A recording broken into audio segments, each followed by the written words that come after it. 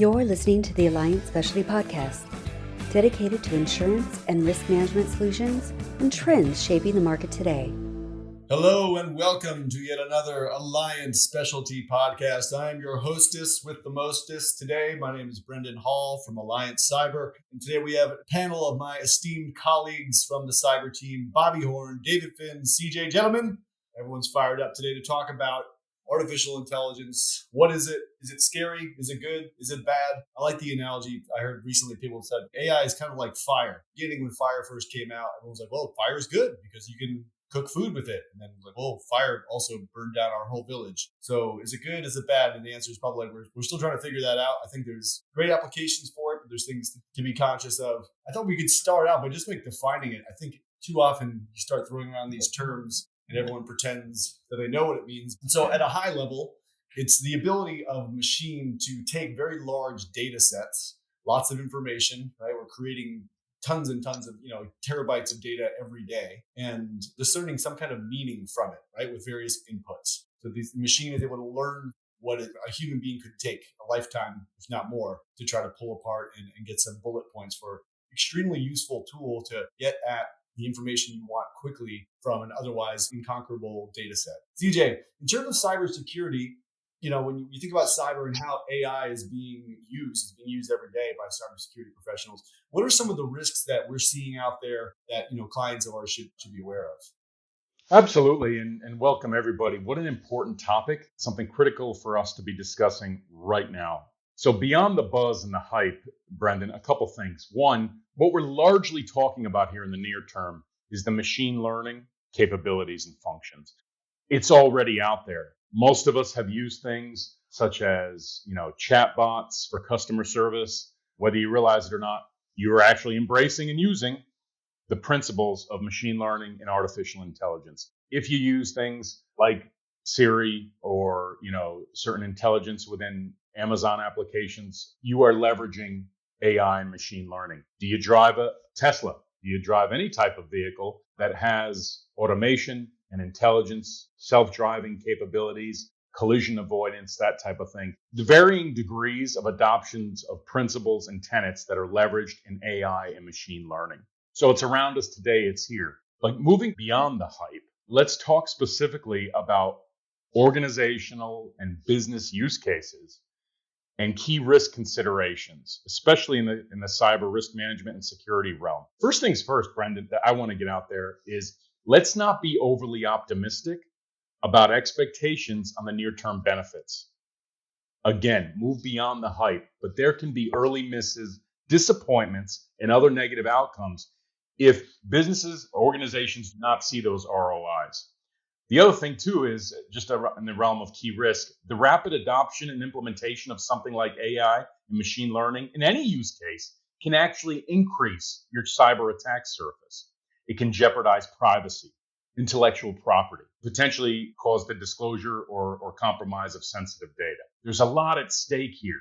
Something else that gets some buzz and hype these days is that cyber attackers are already using AI methods and techniques in an adversarial way. Just as businesses, organizations, municipalities can adopt it, the bad guys can adopt it too. And they are. In some cases, they're probably ahead of the curve. That's just an undesirable side effect, but also something to be aware of. A couple other things that come to mind. Organizations will likely underestimate the level of effort required to develop, plan, manage, implement, tune, wash, rinse, repeat any AI or machine learning use case or technology. There's all kinds of other challenges, Brendan. I really want to hear from David, specifically get into the compliance implications. David, what do you think?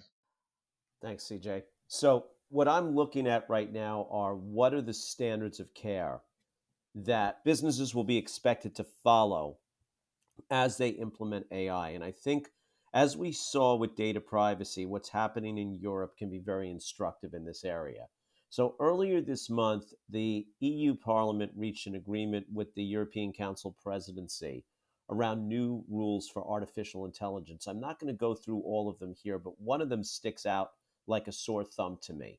And that is a requirement that deployers of certain high-risk AI systems are going to be expected to conduct what's being called a fundamental rights impact assessment prior to rolling out the system. If you think back to like the 70s and 80s with the EPA saying that businesses had to file an environmental impact statement, right? So that people would understand the effect of whatever new plant or whatever process they were going to be using would have on the ecology of the certain area, right? The surrounding area. Think of this as the environmental impact statement for AI, only the focus here is really going to be on human rights. And the penalties under this legislation are pretty substantial. For certain types of offenses, they could run as high as 35 million euros or 7% of a company's annual turnover, whichever is greater.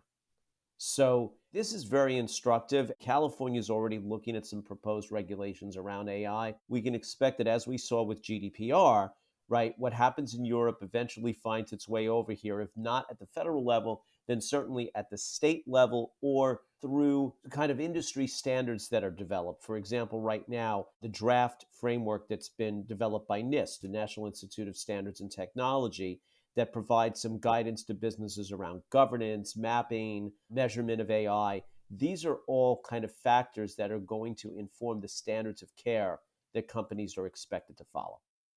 And Dave, what would a violation look like from the EU's perspective as it relates to AI?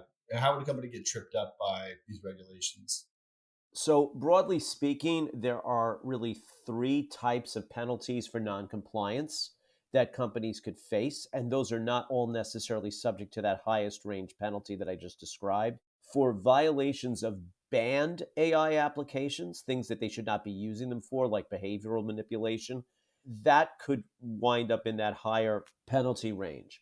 For violations of the Act's obligations around how permissible uses of AI are deployed, that's a mid-range penalty. Those could range as high as 15 million euros or 3% of annual turnover. And then for simply supplying incorrect information to the public or to the authorities about how the AI is being deployed, it can go down to 7.5 million euros or 1.5% of the annual turnover. And then there's some plans to roll out more proportionate fines for small and mid-sized businesses and startups. Yeah, I think it's interesting. And I think it's going to be difficult to actually come after companies because, as we all know, we don't really know how the outputs are being determined. Right. And that's really something for the data scientists, technicians around this to figure out is that, like, what kind of rigor are they putting around? How does the AI model come up with its responses? And, what are the implications of that for the users? Are they infringing on the intellectual property of another party? Are they applying the model in a way that has a discriminatory impact? Are they invading the privacy of individuals in terms of how they collect and use the data? So there are a lot of potential exposures here from a liability standpoint. Well, talking about liability seems like a good time to shift this over to Bobby and talk about the implications from an insurance perspective and how AI is coming into play here. Bob, what do you think? Yeah, so I think, kind of touching on some of the things David mentioned around compliance, I think one of the concerns that we're, kind of tracking is large language models and the use of that within these AI companies like ChatGPT around collection of personally identifiable information, right? So if you're using any sort of these AI technologies to collect information on consumers or employees, whatever it may be, do those data retention policies align with your company's data handling policies? And there could be some issues around that, right? So certainly being more aware of the privacy implications that you have if you are using this type of technology.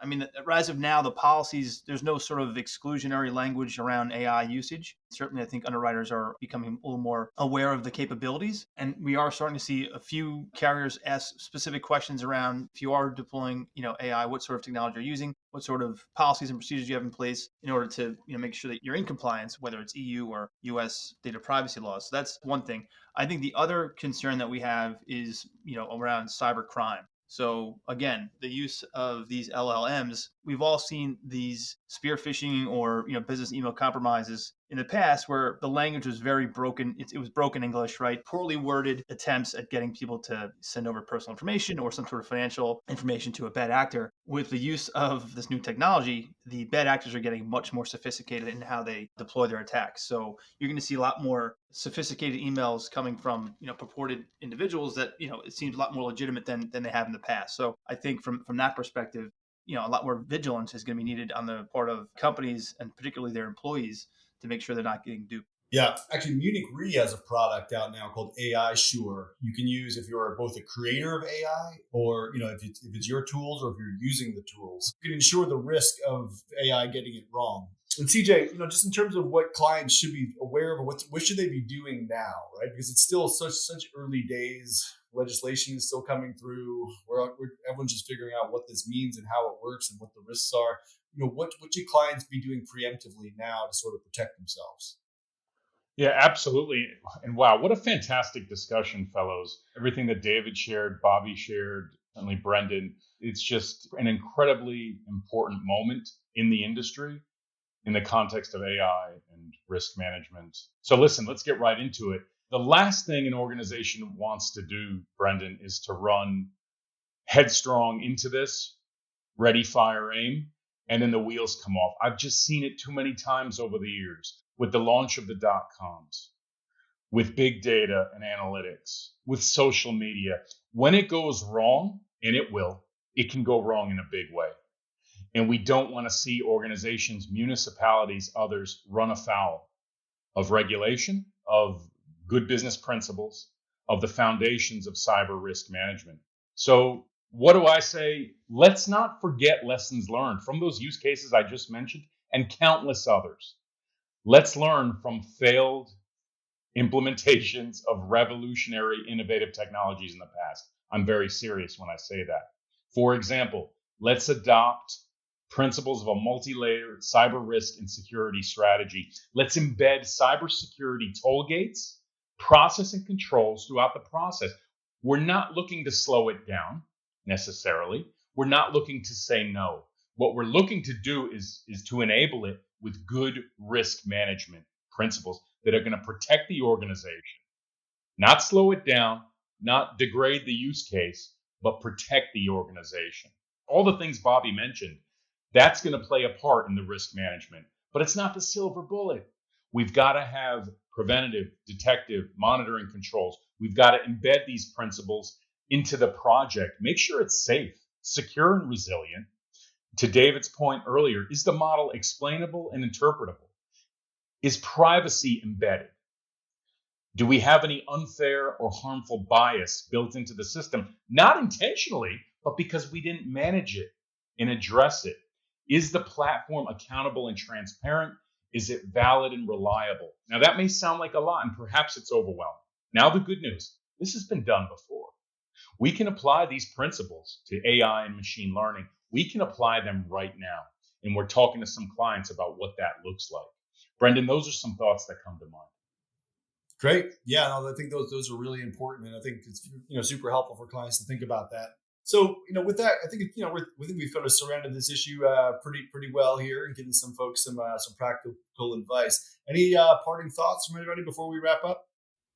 Yeah, I would just add to that we have to always look at the plaintiff's bar here in the US, right? They are going to be trying to formulate a theory of the case, as we call it, right? What is a justification for them to bring an action? In order for them to do that, they have to establish a standard of care to show that a company fell short of it. Now, private party litigation isn't as common in Europe, right? But again, I go back to the standards in the AI Act. I go back to the draft standards that NIST has come up with, that the state of California has come up with in their proposed regs. These are things that companies should be looking at over the next 12 to 24 months, because those standards could become the basis of the plaintiff's bar theory around how they could proceed on behalf of an individual, which again is something that folks in Europe don't have to worry about nearly as much as we do here. But those standards need to come from somewhere. And they're going to be something the plaintiff's bar is looking at, then they're also something that businesses should be looking at in terms of establishing their policies around AI. Yeah. To wrap it up, just make sure your kids are getting degrees in computer science, AI, data science, because that field is just going to be a very hot place for a long time. Actually, I was just reading about folks now talking, especially with these regulations, having to have chief AI officers. Right? You've got chief information security, chief information officers, somebody's going to have to be responsible for AI. Continue to watch this space. Thank you all out there for listening. We appreciate it. We'll see you next time.